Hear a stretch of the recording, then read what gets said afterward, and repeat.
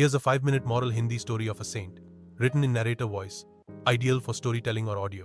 Video narration. Title: सच्चे संत की परख। नरेटर की आवाज में। बहुत समय पहले की बात है। एक छोटे से गांव में एक संत निवास करते थे। नाम था स्वामी आत्मानंद। उनका जीवन बहुत ही साधारण था। वे झोपड़ी में रहते, दिन में एक समय भोजन करते और शेष समय ध्यान व साधना में लगाते। गांव वाले उन्हें बहुत मानते थे, लेकिन पास के शहर से एक धनी व्यापारी आया जिसे संतों पर विश्वास नहीं था। उसने कहा, आजकल तो सब दिखावा है, असली संत कोई नहीं बचा। गांव वालों ने आग्रह किया, एक बार स्वामी आत्मानंद जी से मिलिए, आपकी सोच बदल जाएगी। व्यापारी झोपड़ी के पास पहुंचा। संत शांत मुद्रा में ध्यान में लीन थे।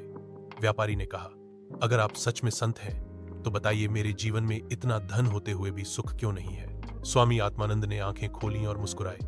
बोले, सुख बाहर नहीं, भीतर है।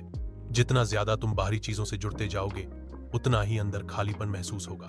व्यापारी हंस पड़ा। ये बातें तो किताबों में भी लिखी हैं, कुछ ऐसा बताइए जो मुझे यकीन दिला दे। संत बोले, ठीक है, तुम कल सुबह मेरे पास आओ खाली हाथ। अगले दिन व्यापारी बिना कुछ लिए पहुंचा।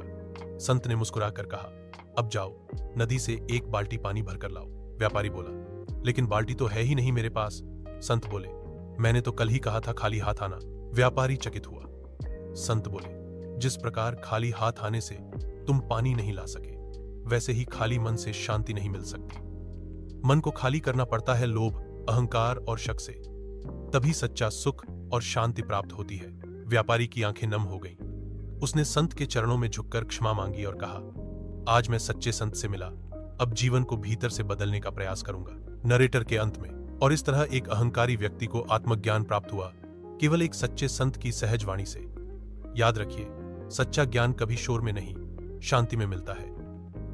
अगर आप चाहें, मैं इस कहानी का ऑडियो नरेशन भी तैयार कर सकता हूं।